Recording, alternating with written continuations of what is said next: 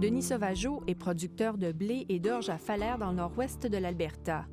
Il s'est prononcé en faveur du maintien des activités de la Commission canadienne du blé. La Commission est son seul client. Il lui vend son blé et c'est à elle de le mettre en marché puisqu'elle détient le monopole de la vente du blé canadien.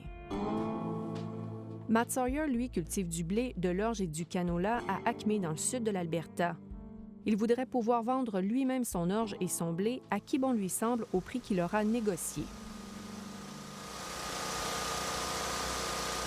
Pour les deux producteurs, cultiver la terre, c'est une passion, une affaire de famille depuis des générations. Mais leur approche de l'agriculture est différente. Well, I would like to see an open market system. I would like to see that the producers that wish to continue to market their grain through the Canadian Wheat Board can. Ils pensent que les producteurs de céréales de l'Ouest devraient choisir leurs acheteurs. La CCB pourrait demeurer un acheteur potentiel si elle fait du bon travail. Pour lui, il faut donner le choix aux producteurs de faire leurs propres affaires. So what's the price?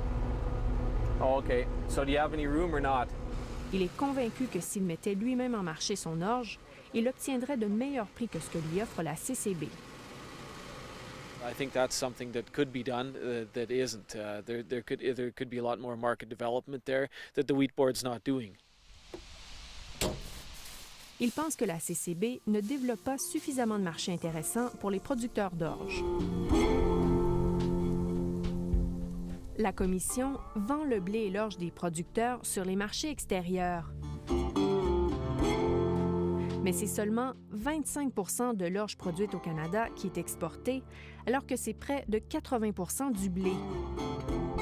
La CCB est un gros vendeur de blé. Elle arrive donc à négocier de bons prix.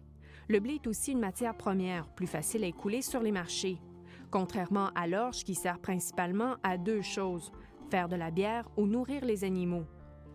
Selon certains producteurs, la CCB ne vend pas assez d'orge pour arriver à obtenir des prix intéressants. Les producteurs d'orge sont donc plus nombreux à vouloir tenter leur chance et développer leur propre marché. C'est que c'est souvent difficile d'avoir des fermiers qui travaillent ensemble pour les bénéfices. Puis, à mon idée, la CCB est une façon de s'assurer que les fermiers travaillent ensemble comme en collectif pour les bénéfices de tous les fermiers. Pour lui, la CCB, c'est beaucoup plus qu'une simple question de prix. C'est un esprit de communauté qui permet à tous les producteurs, petits et gros, de réussir à vivre de la terre.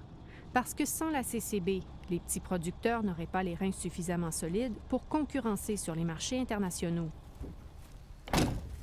Avec la disparition de la CCB, il pense que des grosses compagnies privées pourraient s'emparer du marché.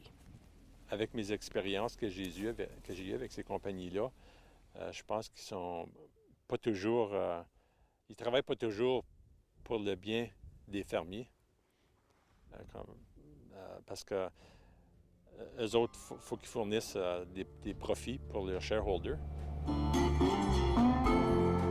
Les agriculteurs préparent déjà la terre pour l'an prochain, mais le climat est à l'incertitude.